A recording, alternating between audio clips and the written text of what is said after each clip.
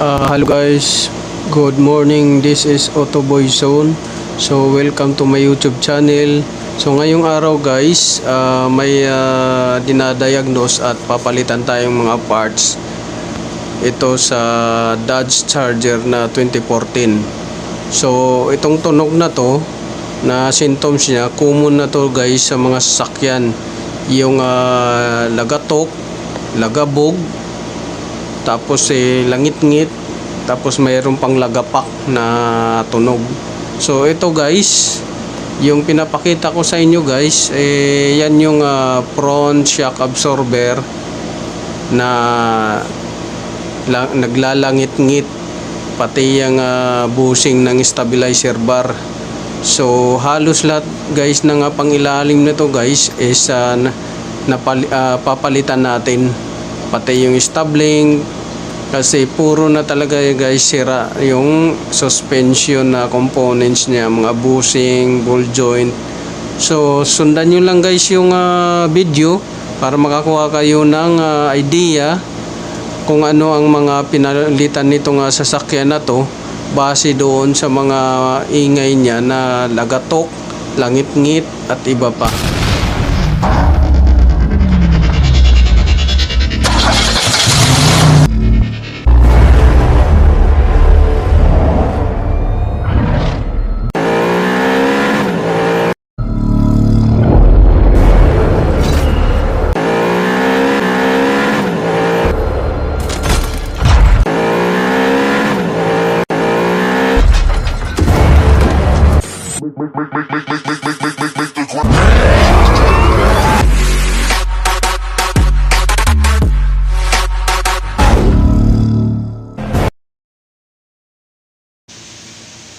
So yan guys, makikita ninyo, papalitan natin yung shock mount kasi ang tunog niyan ay naglalagatok at saka lagapak, plak-plak, ganyan.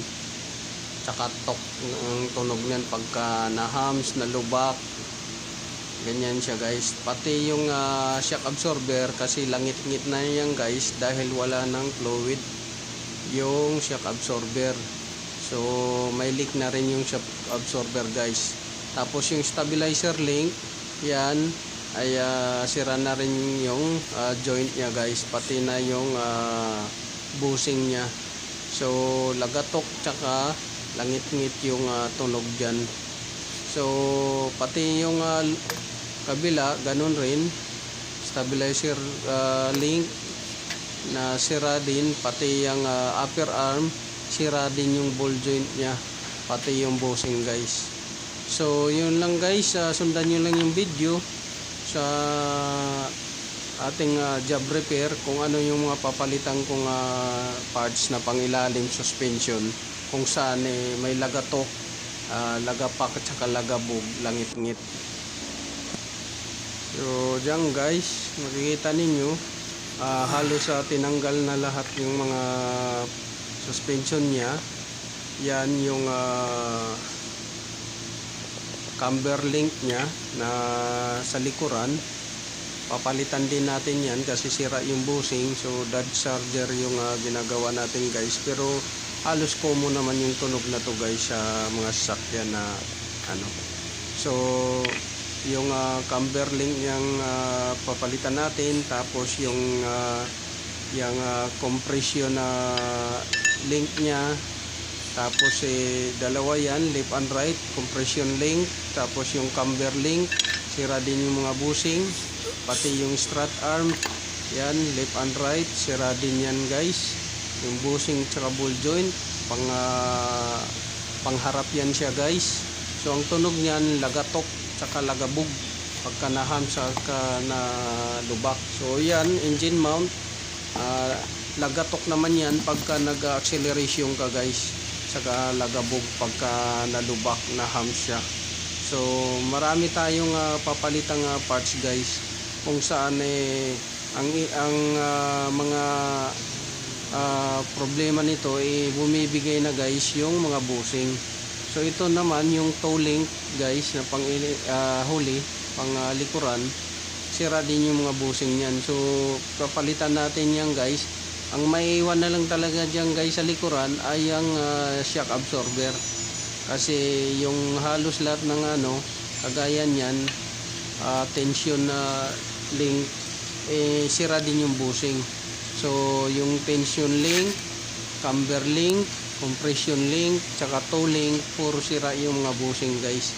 Sa harap naman guys, yung strut arm na niya at saka lower arm, sira din guys yung pangharap, yung lower arm na yan, sira yung bushing.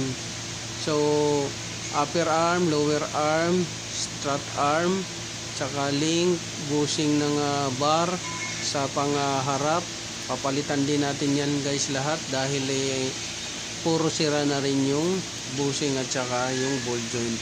So ang maiiwan na lang guys sa harap ay yung ball joint ng knuckle arm, kasi yung shock absorber at saka yung shock mount papalitan din natin guys, kabilaan yan, left and right. So yan yung papalitan natin at saka nakita natin mga sira. So yung lagatok, lagabog, lagapak, tsaka langit-ngit, halos lahat ng suspension system nito guys na link tsaka mga arm papalitan natin dahil sira na yung mga bushing. So watch out na lang guys and learn kung ano yung mga papalitan natin at bakit to nasisira at saka bakit to tumutunog, dahil sa mga bushing tsaka ball joint na may mga end play clearance na ang ball joint, mayroon na rin crack ang mga bushing, sira na. So yan yung mga dahilan kung bakit maraming tunog guys sa ilalim ng sasakyan.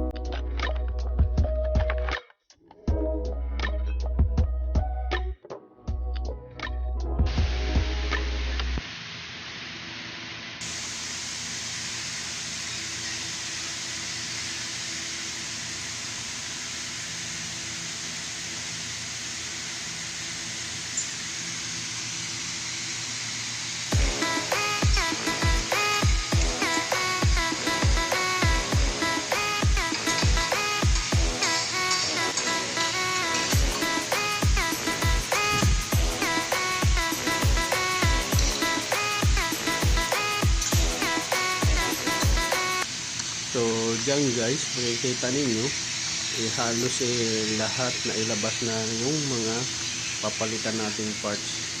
So medyo makalat lang guys kasi yung area dyan guys masikip, gawa ng may gumagawa rin sa kabilang lifter. So sa gilid din mayroong nag-aircon, so medyo walang mapaglagyan guys. So yan guys, naka-ready na, naantay na lang natin yung niya, mga parts na darating.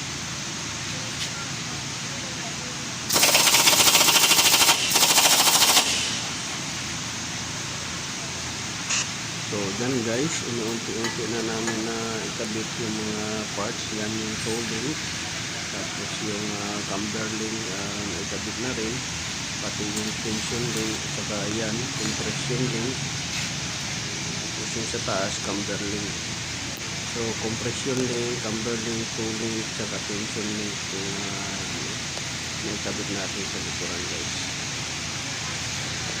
So yan yung nagpupos ng mga nagat saka langit-ngit, pati na rin yung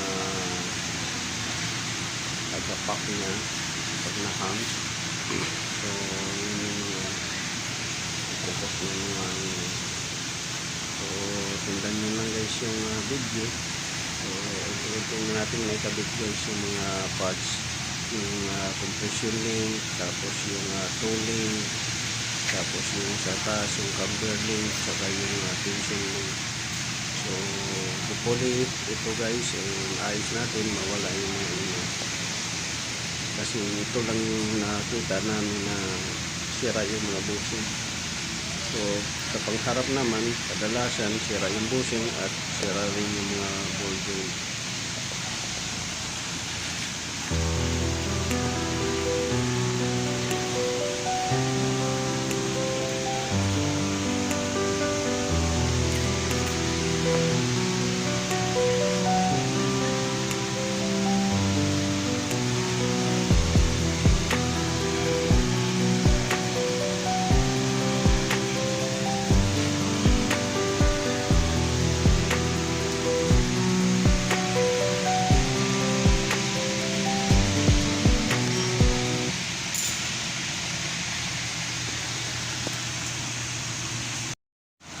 So guys, yun guys, nasolve natin yung problema sa Dodge Charger na 2014 na ang issue is lagabog, lagutok at saka langit-ngit sa ilalim suspension.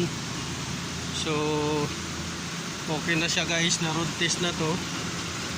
Okay yung ginawa nating repair dito sa Dodge Charger na to. So ang issue nito guys ay halos lahat guys ng tunog mayroon na lagutok, lagabog, tapos langit-ngit. So yan yung natin sinolve natin na problema, yung lagutok, langit-ngit, saka lagabog. So ang daming parts guys na pinalitan dito. Ito siya upper arm, tapos ito siya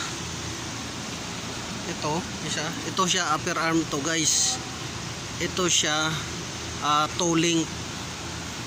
So yan, tapos ito naman siya camber link, engine mount, shock absorber, so shock mount, mayroon din compression link, tsaka yung tension link. So ang daming pinalitan guys. So pero okay naman guys, na-solve naman natin yung problema ng Dodge Charger na to na 2014 model. So yun lang guys, paki-like, share, subscribe my YouTube channel at saka paki-click ng notification bell button guys para updated kayo guys sa mga bagong video yung gagawin natin. So yan yung Dodge Charger na 2014 guys. So maraming salamat at magandang gabi.